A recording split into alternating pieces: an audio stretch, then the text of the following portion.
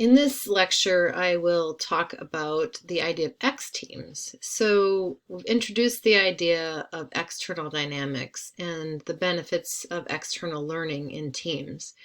So in this video, I'll talk a little bit more about what are some of the things that we can do to encourage external learning and benefit from these kinds of external dynamics in our teams.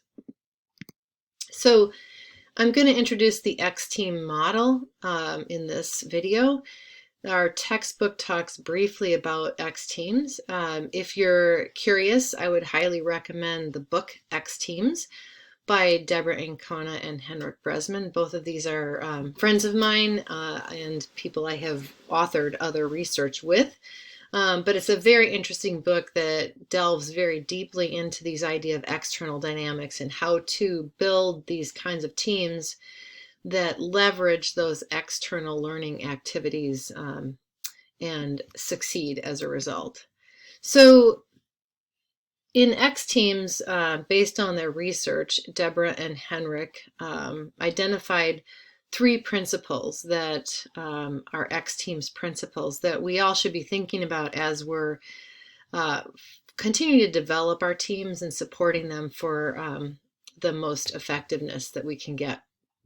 So the first X teams principle is the idea of external activity. And what we've already mentioned in prior videos is that teams that are overbounded, that are too internally focused, underperform relative to teams that engage in external learning activities. X teams are externally oriented, and they reach out across the team boundary to create connections with people and teams and organizational units outside that boundary. And one thing we can think a little bit about, we'll come back to this again, is the idea of networks. And networks and social capital play a very important role in the idea of X teams and external dynamics. And what has to happen in this situation is that people inside the team have to have ties to people, individuals, units, etc. outside the team, so they can readily go and obtain inputs, resources, knowledge, information, etc. In external activity, from their research, Henrik and Deborah identified that there are three specific kinds of behaviors that are external activities that all teams should be thinking about engaging in and managing. First of all is scouting. So this is sort of intelligence gathering. It's understanding, the competitive landscape. It's understanding what potential endorsers up the chain of command in the organization might want. It's involving networking with other teams who might be doing similar activities or might have conducted work that you could use to accelerate your process.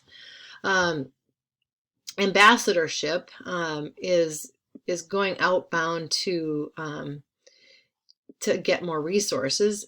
In some ways, scouting is looking at market fit is one way to think about it. I think an important thing is great ideas don't sell themselves. And when we get into the idea of team-based organizations, thinking about what we see in Disney animation, but in other newer forms of organizations where people have to sell their ideas and they have to recruit people onto their projects, that there's not a senior leadership chain of command making those decisions. It's being generated in a competitive environment. It's important for people who are forming teams to have the capability to sell and give that kind of ambassadorship outbound to get people assigned, people to come and join you, to give you either financial resources or material resources that you need to get the work done. And then the third X team external activity is coordination. And again, many projects are not conducted by one team. Many organizations have similar projects going on around the world. I have researched looking at the German automotive companies and in that industry, looking at teams that are engaged, for example, in trying to coordinate standardization of engine development so that a single engine can be applied and used globally instead of having to do significant retrofitting or modification to move that into vehicles in China versus in Germany versus in the United States. Those aren't going to be single teams doing that. There might be a coordinating central team, but there has to be these kinds of boundary spanning task coordination activities across multiple teams, often across the globe. So these three things should be things that leaders of teams are considering and thinking about engaging in these activities. One thing I would say about this is that it's not always going to be equally applied. And we can, just like we can have teams that are overbounded, that are too inward looking and too insulated and at risk of groupthink, we can have teams that get blown by the winds and engage in scouting, are too much external focused, and can end up being underbounded, have a lot of external ties, but never are able to get the work done because there's constantly attention being pulled elsewhere. Now, I'll plant this seed in your mind here too. One place that can happen is when we have multiple team membership. So part of what can challenge a team is if team members are sitting on multiple teams and their attention and their time is getting pulled in different directions. That can destroy a team and have it be underbounded. So strong team leaders have to figure out how to engage in buffering activities so that people can, at the right moments, focus in.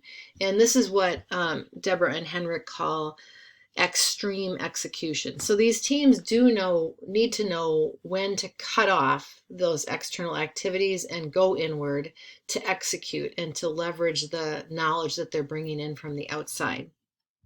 The idea of underbounding and overbounding and the need to work between these phases brings us to what Deborah and Henrik call the third principle of X teams, which is engaging in flexible phases.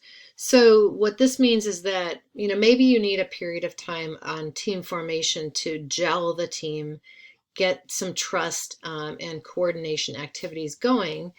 And then, we need to be making sure that we think about loosening the boundaries, kind of getting some focus outside the team, maybe outside of the organization. And this is what we think about is exploring. So that might be engaging in scouting activities, but this is those external learning activities, using the network ties to leverage, understanding what are some potential innovations, understanding what the desires and needs of the stakeholders look like.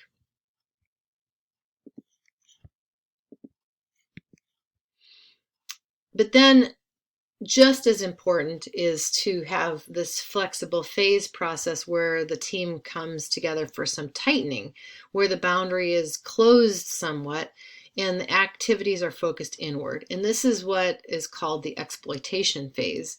So we go out, we collect information, we have new ideas, and then we need to focus inward for a time and exploit and execute and understand and experiment and try to come up with our solutions or our interim solutions.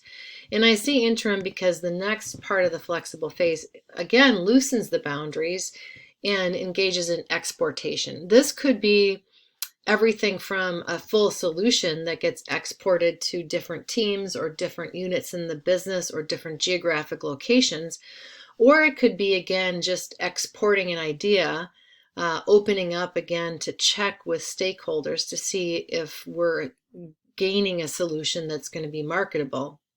But these phases are actively managed, and leaders of teams understand that there have to be these kinds of ebbs and flows of opening and closing the boundary, because if things are too wide open and we're constantly checking in, we're going to get pulled in different directions. It's kind of scope creep, right? This is one of those things that happens if you're endlessly checking to see if people are satisfied.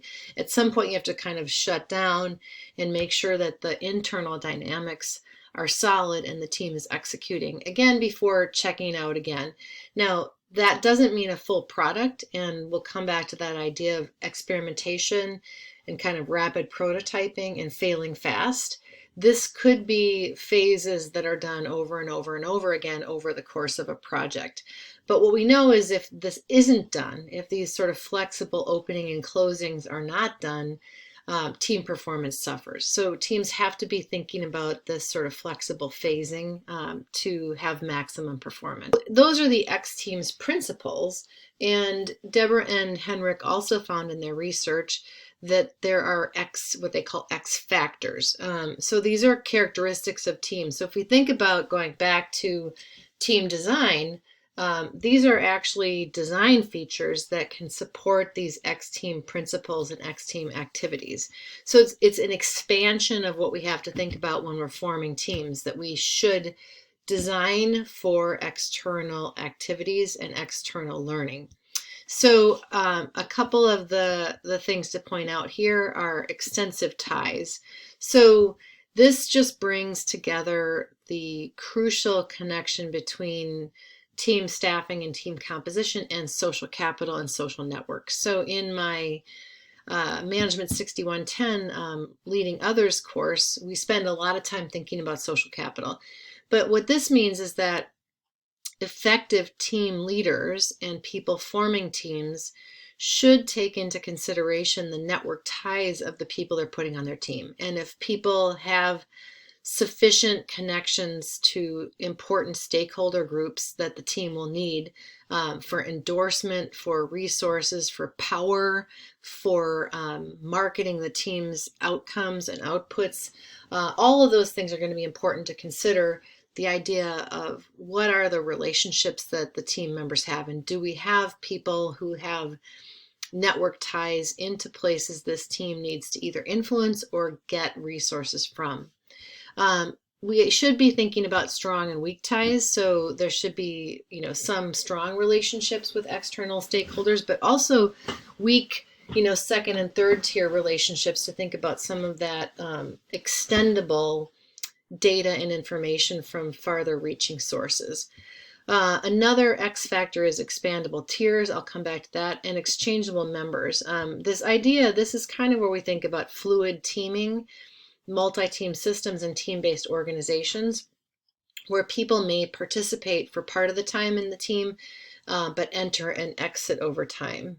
This visual is from Deborah and Henrik's book, and it gets at the idea about how do we think about X-team factors in traditional teams versus X teams, or versus teams where we're trying to actually support these kinds of external dynamics. So, traditional teams are often overbounded and internally focused. X teams, both members and leaders recognize the need for external boundary spanning activities. Traditional teams may overemphasize the relationships inside the team. Don't get me wrong, those do matter, but we need to understand that for teams to be effective, we need to be considering the network ties and social capital of our members to external stakeholders that we need to benefit from or to influence. Traditional teams, at least in the kind of classic way to think about it, there's one team, one boundary. But we've had many discussions about internal dynamics that, for example, size is a significant challenge. You could think about that in the Disney case a little bit in terms about what their experiments around team size and the appropriate team size is. And X teams recognize this, and they might organize themselves with these expandable tiers, with the idea of a core team that is responsible for developing the key missions, identifying the key project scope and steps, project management. And then there are network tiers out here going outbound, 1, 2, 3 layers, where there are people who might be secondary members and are identified as such, and they play a different kind of role than core members. Likewise, there is the idea of flexible membership, which is recognizing that there'll be, especially in large innovation projects, people who are needed in one phase and not needed in another. And so instead of risking overstaffing and scope creep by kind of keeping people around the project, there's active management bringing people in and out, which is also an effective thing for the organization in general, which is that we need to think about effectively deploying human resources across multiple projects. But it does take more effort and more management to think about when should people be in a meeting, when do they need to be participating, when are they kept informed, how do we bring them on, how do we bring them off. Those are complicating factors, but these kinds of teams actively manage their membership. And ultimately, execution is going to involve coordination across tiers or maybe across teams. And we'll come back to that when we think about the idea of team-based organizations or multiple team systems. That links well to this idea about the need to coordinate across tiers and across teams. But it just gets at, what we tend to think of as traditional teamwork is over here. And we know now that the most effective teams are engaging in these kinds of processes. And I think large scale, long-term, complex innovation teams often need to look more like this. And if we're actively understanding and managing those external dynamics and X-team principles, we will get higher performance out of our teams. So one just final note here about, how do we know when to engage in these kinds of activities? And there's not an easy answer, but I have done some research myself to understand when are teams more likely to both search for and adopt external learning. And there is a timing of learning moments. And there, part of this is when teams are in execution mode, they often get into repetitive routine activities, and they may do their work almost somewhat mindlessly without really thinking about the potential opportunity for learning from outside the team. So some research I did looking at medical device teams and pharmaceutical teams, about 90 teams across several industries. These included sales and engineering teams, cross-functional brand management teams, customer service teams. What I looked at, I hypothesized that there will be temporal moments or moments that are going to be more optimal for teams to engage in external learning and adopt new practices. And the core message here was when teams have experienced some kind of disruption or interruption in their normal work activity, they're more likely to be open to and listen to and adopt some new way of working on things. So think about this. I guess I think about I'm delivering my courses a certain way, and I do it one way and I've been successful at it, and someone says maybe you should think about recording some of your material online. Well, it's hard to think about doing that when my normal activities are working fine, and it would in fact feel like it would take a lot of effort to do something new. So I probably just keep avoiding it, and I don't really need to go learn that information. So along comes coronavirus, and we all get a massive disruption. And now I have an opportunity, because I'm sort of thrown off my game. It becomes a little bit easier to say, well, I'm already going to be in this disrupted state. I might as well invest some extra time and start doing this. And I'm learning new things now. So this is what essentially my research showed, was that when teams, if there's a new member, for example, it's a disruption and the team needs to kind of reorganize itself and get used to that new person. That's oftentimes a time when teams might be more willing and interested to try a new technique, or maybe implement a new software program, or consider some new coordination device for the team, for example. So these kinds of things can be thought of as windows of opportunity. So if you're thinking about leading a team, and if you're feeling like the team is a little too overbounded and not willing to consider new information from outside the team, look for windows of opportunity. And these could be, when there is a disruption happening, but they can also be what I have identified as temporal crossing points, or places where, maybe multiple parts of the organization are having a similar cycle of timing. So for instance, quarter ends, or in the university setting, the semester cycle. There are places where many different parts of the organization are having an ebb and flow of work.